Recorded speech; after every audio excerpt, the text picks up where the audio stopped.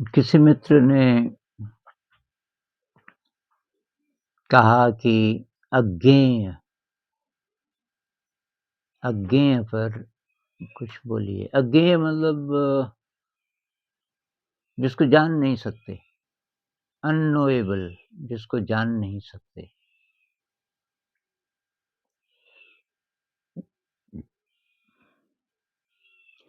तो मोटे तौर पे ऐसा लगता है कि जो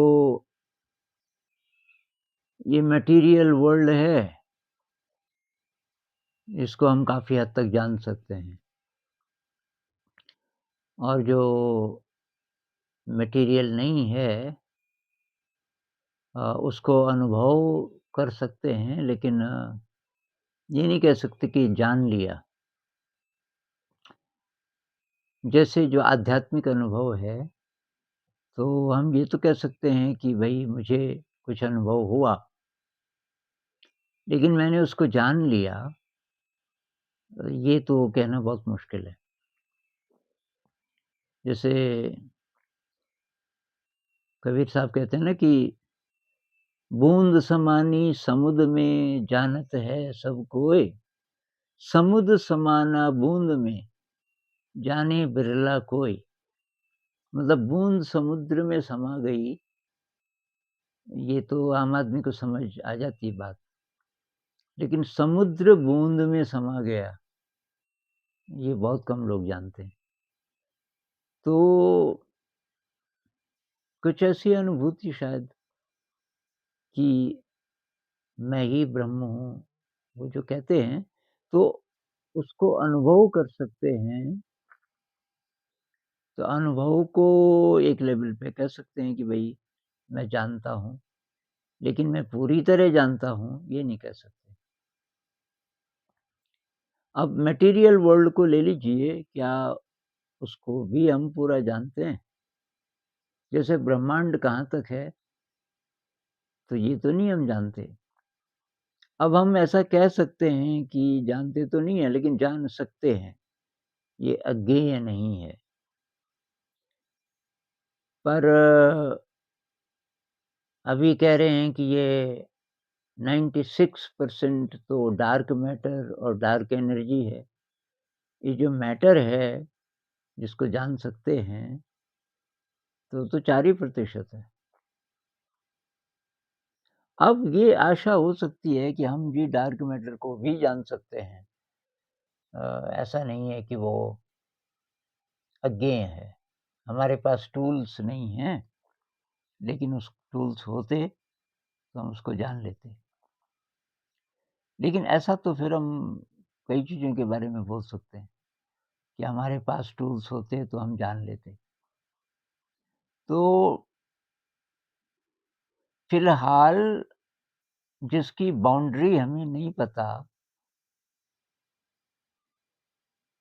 अगर हम उसको कहें कि वो अज्ञेय है, क्योंकि उसकी बाउंड्री नहीं पता और शायद कभी ठीक से पता चलेगी भी नहीं, क्योंकि जहाँ तक उसको ढूँढो उसकी बाउंड्री एक्सटेंड होती रहती है।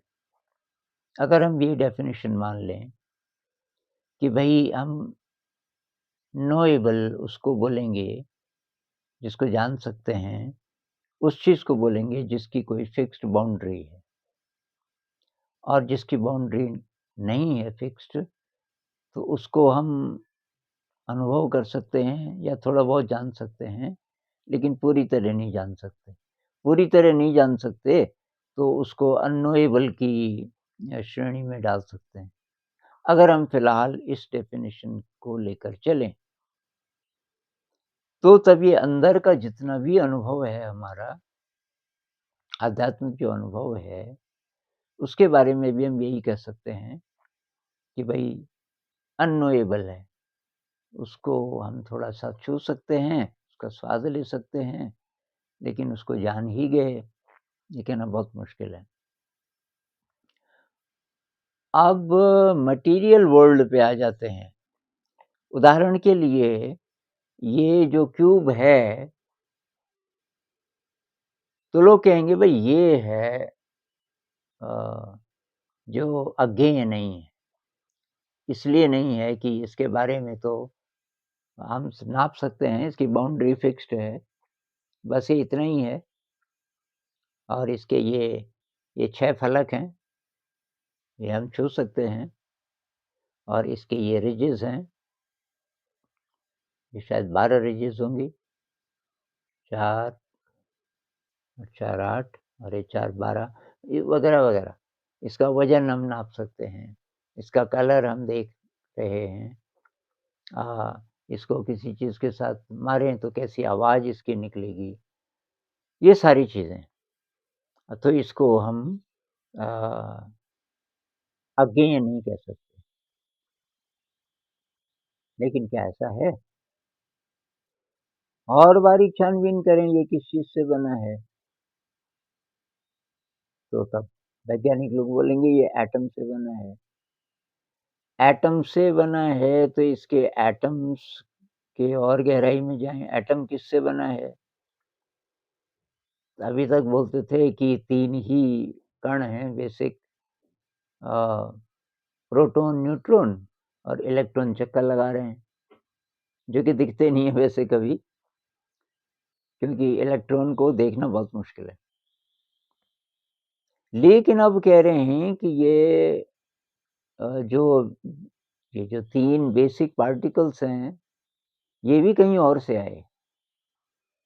तो ये कहाँ से आए? कोई और पदार्थ है, वो कहाँ है? भई वो उसके बारे में तो कुछ नहीं पता। तो फिलहाल उसको अज्ञेय कह सकते हैं और ये उसी से बना है। तो मतलब ये अज्ञेय से बना है, तो फिर तो ये अज्ञेय ही है सारा। जब तक मेरी आँख की जो लिमिट है, आँख भी सब कुछ नहीं देख सकती। इंफ्रारेड नहीं देख सकती, अल्ट्रावायलेट नहीं देख सकती, जो विज़िबल रेंज है, विज़िबल लाइट का जो रेंज है, उसी के अंदर हमारी आँख देख सकती है।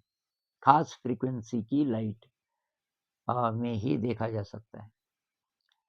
तो एक तो वो, दूसरी बात कि इसके एटम सब एटॉमिक लेवल पे हम चले जाएँ, फिर हम नहीं देख सकते। सिर्फ़ आँख की बात नहीं कर रहे, किसी यंत्र से भी नहीं देख सकते, क्योंकि अभी बाउंड्री फिक्स्ड है ही नहीं एटम की। एटम अगर सब एटॉमिक पार्टिकल्स से बना है और सब एटॉमिक पार्टिकल्स किसी और चीज़ से बने हैं, और वो जो और चीज़ है, वो मीडियम है, मतलब वेव की शक्ल में है, जैसे इलेक्ट्रोमैग्नेटिक वेव्स होती हैं। तो कोई वेव है, वेव तो फिक्स्ड नहीं होती ना। वेव का मतलब कहीं से कहीं तक अ, उसको आप नाप नहीं सकते। अब वेव लेंथ को नाप सकते हैं, पर पूरी वेव तो सतत चलती रहती है। तो ये उन वेव से बना है और वो वेव अननोएबल है अभी तक, क्योंकि अभी कुछ पता ही नहीं उसके बारे में। तो हर चीज़ एक्चुअली तो अननोएबल है। उसका कुछ-कुछ हिस्सा है, छोटा-छोटा हिस्सा, जो कि हम अपने यंत्रों से अ, या अपनी सेंसेस से देख सकते हैं, या कैलकुलेशन से किसी नतीजे पे पहुँच सकते हैं कि ये ऐसा होगा इत्यादि, लेकिन वो बहुत कम हिस्सा है। उसी कम हिस्से से साइंस बड़ी-बड़ी चीज़ें निकल गई, लेकिन हम कह नहीं सकते कि उसको हम पूरा ठीक से जानते हैं। इसका इम्प्लीकेशन ये है कि छोटी-छोटी चीज़ों को हम जब नहीं जानते, तो जैसे पृथ्वी है, पृथ्वी के बारे में जो लोग प्रिडिक्शन करते हैं कि जी फ्यूचर बहुत भयावह है, पर्यावरण बहुत गड़बड़ा गया, ये हो गया, वो हो गया। लेकिन भई हमको तो बहुत लिमिटेड चीज़ पता है ना। बहुत कम चीज़ें जो पृथ्वी की सतह पर हो रही हैं, ये जो मनुष्य नाम का प्राणी जो-जो कर रहा है, बहुत कम दिख रहा है हमें। ये तो पूरा ब्रह्मांड जुड़ा हुआ है। तो पृथ्वी एक कोशिका की तरह है। हमारे शरीर में जैसे पूरे शरीर में बिलियंस एंड बिलियंस कोशिकाएँ हैं, उनमें से एक कोशिका ले लो, उसी प्रकार से पृथ्वी है। पूरे ब्रह्मांड और पता नहीं कितने ब्रह्मांड, हमारी जो वो जो वैदिक जो कॉस्मोलॉजी है, उसमें तो कहते हैं पता नहीं कितने ब्रह्मांड हैं। एक ही ब्रह्मांड का नहीं हमें पता इसकी बाउंड्री क्या है, तो पता नहीं कितने ब्रह्मांड हैं और कि ब्रह्मांड पैदा होते रहते हैं और खत्म होते रहते हैं। तो ये जो पृथ्वी है, ये पूरे का हिस्सा है और ये पूरा जीवंत है। ये जो साइंस कहती है कि इसमें प्राण नहीं है, कॉन्शियस नहीं है, तो इसलिए कि साइंस को पता नहीं है ना। नई-नई साइंस निकली, अभी साइंस को घमंड है, अभी वो घमंड खत्म होना शुरू हो गया क्वांटम फिज़िक्स के बाद। अभी-अभी ज़रा विनम्र हो गए कि भई कुछ और है। अभी जो साइंस की बाउंड्री है, वो थोड़ा-थोड़ा आध्यात्म से मिलना शुरू हो गया। अभी मेडिटेशन पे काफ़ी बड़ा साइंस उपलब्ध है और ब्रेन क्या चीज़ है, माइंड क्या चीज़ है, बहुत रिसर्च चल रही है। ये सारा अभी लगभग अननोएबल के फ़ील्ड में है इसका ज़्यादातर हिस्सा। तो कुल मिला के ये कि हमें बहुत कम पता है और ये सब किस चीज़ से बना, अगर हम उसको छू सकें थोड़ा-सा, तो फिर ये राज की बात पता चल सकती है कि सारा कितना भी विराट हो, वो जिस चीज़ से बना है, उसका अनुभव हो जाए और वो शायद अध्यात्म से हो सकता है। अध्यात्म से ये जो अंतर जगत की यात्रा शुरू होती है, वहाँ जो अनुभूति होनी शुरू होती है, तो वो जो एरिया है, वो मूल चीज़ है। यूँ कह लीजिए कि जो अनहद नाद है, यही भी सुनाई देने लग जाए, अंदर से जो आवाज़ें आने लगती हैं और उस पर मेडिटेशन करो तो और ज़्यादा तेज़ होता है। तो कहते हैं कि वो जो नाद है, वो ओरिजिनल साउंड है। उस पदार्थ की पदार्थ पदार्थ कैसे कहें पर फ़िलहाल अब शब्द नहीं है। उस पदार्थ की वो मूल आवाज़ है जिससे सब कुछ बना है और जिसमें सब कुछ ख़त्म हो जाता है। तो ये सब एक विराट रहस्य है और उसमें हम हैं, अब ये शरीर क्या है? अब साइंस नाप-नूप के बता देता है कि इतना है। अब कह रहे हैं कि हमारा जो माइक्रोबायोम है, जितनी कोशिकाएँ शरीर में हैं हमारी, उससे ज़्यादा संख्या इनकी है, जिससे माइक्रोबायोम बना है। मतलब ये हमारे अंदर जो बैक्टीरिया वगैरह-वगैरह, इनके गाँव के गाँव, कुछ-कुछ घंटे में पूरा गाँव नया बन जाता है, पूरा गाँव नष्ट हो जाता है। सब मिस्टीरियस है। इसकी बाउंड्री कहाँ तक है? अब ये जो हवा बाहर निकली कार्बन डाइऑक्साइड कहाँ गई? अभी पेड़ों ने ली और वो पत्तियों में चला गया और उसका न्यूट्रिशन तमाम जो महासागर हैं उनका पानी वाष्प और कहाँ-कहाँ से और पानी बन के और फिर मेरे अंदर जा रहा है। तो हम सब पूरी पृथ्वी से भी जुड़े हैं। तो ये मैं इसलिए बोल रहा हूँ ना कि कुछ लोग बहुत डर जाते हैं कि जी भविष्य बहुत ज़्यादा डरावना है, पर्यावरण ये हो गया। अरे भई पृथ्वी बहुत सुपर इंटेलिजेंट है। पृथ्वी ने हमको जन्म दिया, तो पृथ्वी तो हमारी माँ है ना, तो हमसे तो कई गुना ज़्यादा इंटेलिजेंट है। तो पृथ्वी जानती है, दूसरी बात पृथ्वी अकेली नहीं है, सूरज है, पहले तो हमारे सोलर सिस्टम में सूरज सब की रक्षा करता है और फिर ये जो सोलर सिस्टम है, ये अकेला नहीं है, पूरा ब्रह्मांड एक साथ है। तो जो दुर्जन वृत्ति वाले हैं, वो खत्म हो सकते हैं। उनकी जितनी भी संख्या होगी तो बड़ी उथल-पुथल हो सकती है। आपकी अगर फ्रीक्वेंसी हाई है, आपका न केवल कुछ नहीं बिगड़ेगा, बल्कि आपकी तो फिर रिस्पॉन्सिबिलिटी होगी कि जो बीच-बीच के हैं, जो अभी बच सकते हैं, उनको बचाने का काम आप करोगे और ये इस समय हो रहा है। इस समय बहुत तेज़ी से ये फ्रीक्वेंसी बढ़ रही है पृथ्वी की, जिसको शूमन फ्रीक्वेंसी कहते हैं, वो बढ़ रही है और वो फ्रीक्वेंसी और ज़्यादा हो जाए तो उसको बहुत लोग नहीं झेल पाएँगे।